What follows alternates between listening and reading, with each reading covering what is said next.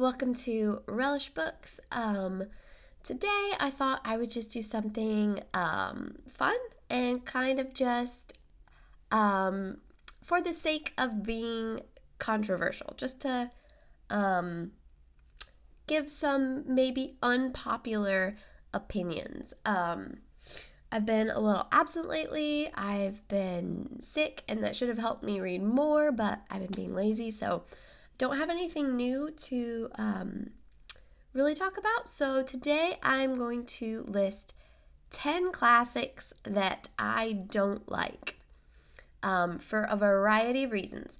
Some of these are going to be things that I just personally don't enjoy, but I can still see merit in. Some are ones that I really think maybe shouldn't be classics and don't see why they are, because I just think they're bad. A variety of reasons. I probably won't go very in-depth on any of these. I'm kind of just going to give the list. I promise I do love lots of classics, but like I have said multiple times, I don't think something should be held up just because it's a classic necessarily. Sometimes things are classics for a variety of reasons. Sometimes, different readers can disagree with those reasons. So, I'm just going to list my 10 random classics that I do not care for. Number 1, I have Treasure Island. These are also in no kind of order. Treasure Island, I don't really hate. I just always heard about it. I finally read it. I probably should have read it when I was younger. I think it is more for younger people. Just a story of piracy, treasure hunting, all that. I had always heard about it, and I read it, and I was like, it was just really basic. And maybe that's the joy of it, the appeal of it for people for years. I don't know. But it was just a letdown for me. I didn't really like it or like the characters. Robinson Crusoe. I hated this book. And I didn't think I would, because I enjoy books that are especially when I was younger, I really liked the kind of book where, somebody has nothing and they build all kinds of stuff. I think those were really fun and interesting survivalist books, basically. I really liked Swiss Family Robinson when I was younger. I love The Mysterious Island, the sequel to 20,000 Leagues Under the Sea. I'm a big Jules Verne fan. I love books like that.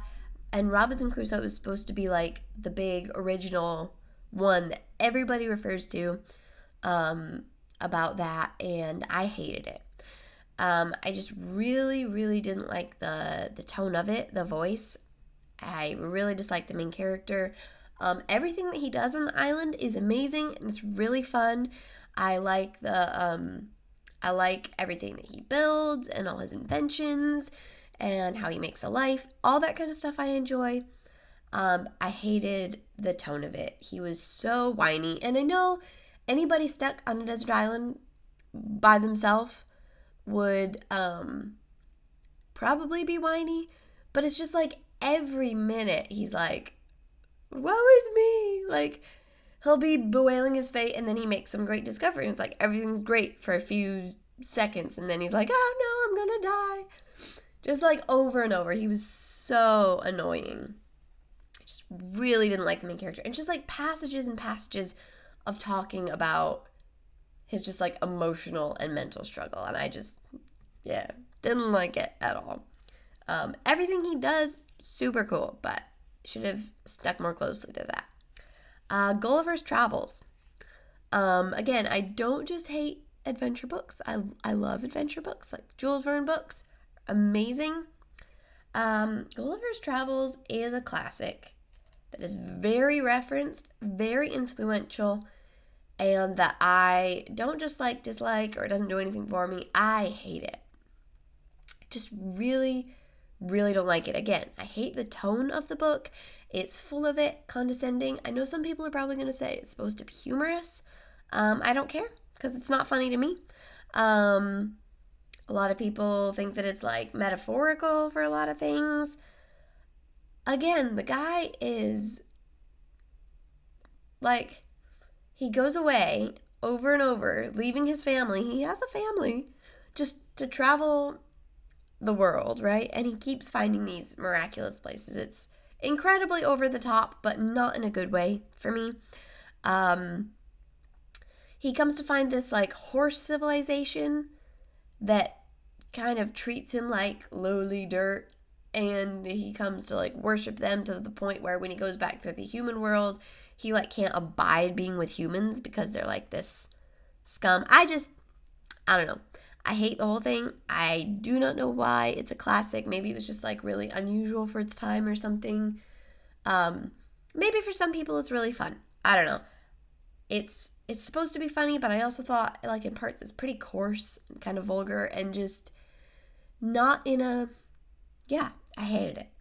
Really hated it. And it's referenced so much. I was just reading something today or the other day.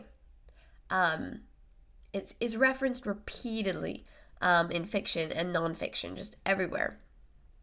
What's interesting to me too is that what's most often referenced is the land that he goes to where the people are tiny. That seems to be all everybody remembers, even though he also goes to a land where everybody's huge and he's the tiny one, and lots of other lands, but I don't know. I hate Gulliver's Travels. These next two are not ones that I hate, and I can recognize the merit of to a certain extent. I just really don't enjoy them. I've talked about these before, and that was Middlemarch and The Mill on the Floss, both by George Eliot. I'm just not a George Eliot fan. The style is too lofty. Even though she's constantly trying to point out the different perspectives of like the people who are doing bad things, and she's like trying to show like a sympathetic viewpoint to these people, she still has such a condescending tone as a writer and as the author and narrator. None of her people are really likable. Again, I've mentioned before, I do love the very end of Middlemarch. In some ways, I also have some problems with it. I just don't enjoy those. I get that there's a lot of people who do, and I know that the books have a lot of scope of human emotion and human experience, all that. I just don't care for them. Then I have Dracula. This one I don't fully hate. It had some fun moments. It was just really long. It was all in the diary style, but it swapped between a ton of different perspectives, kind of in a way that was jolting, because you'd be going with one character for so long that when it switched to another one, it was like you were starting over, and it really kind of pulled you out of the book for me. It was very dramatic, kind of exciting. I get why it was a big deal, but I just didn't really like it. It was kind of like, yeah, not great. The Picture of Dorian Gray. This is just a really unpleasant book. I think it's kind of a classic because it's so weird. Kind of like the shock factor, I guess. People are kind of fascinated with it. It's supposed to be weird. It's supposed to be unpleasant and grim and dark and ugly. I get that it's supposed to be that way, but why do I want to read that? Why should we be putting that on book lists? It has absolutely no merit except that the writing is kind of good. There is nothing good about that book that I can think of. I mean, you could say, well, it could be like a moral, like, don't be selfish and full of it, don't let this happen to you, but, I mean, I guess. But it's so far removed from, like, real human experience, I feel like, that I don't know. Besides, I'm not a huge fan of reading an unpleasant book just for a moral. I'm usually not a fan of reading a book ever just for a moral. So, yeah. Hate it. And also, I mean, the author was a really, really bad guy. So, I don't know. I have read it. Don't like it. Don't recommend it. I wish it was not a classic. It definitely should not be on reading lists. Definitely should not be something that young people have for required reading. That's just kind of messed up in my opinion. These next two, again, I get that they have merit. I'm not going to deny their place as very influential and important works. I just really don't like them. I think they were just really not my type of thing.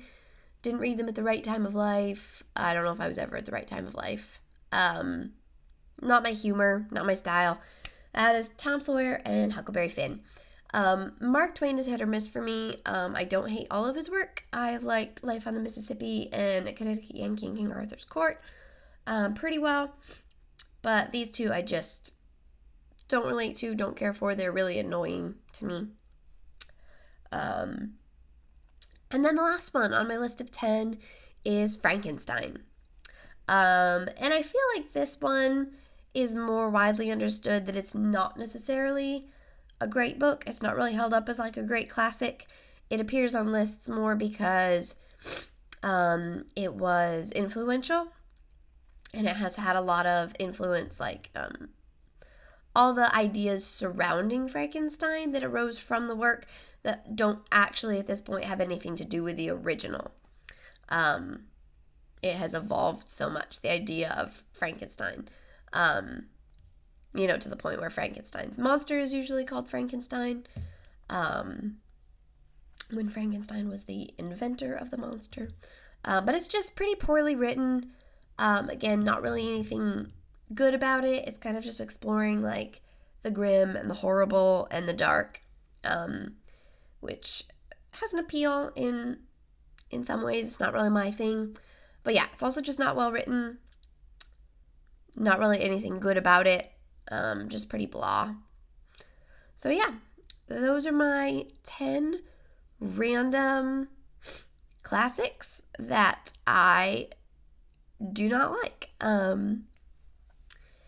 I hope you enjoyed watching. Feel free to disagree with me.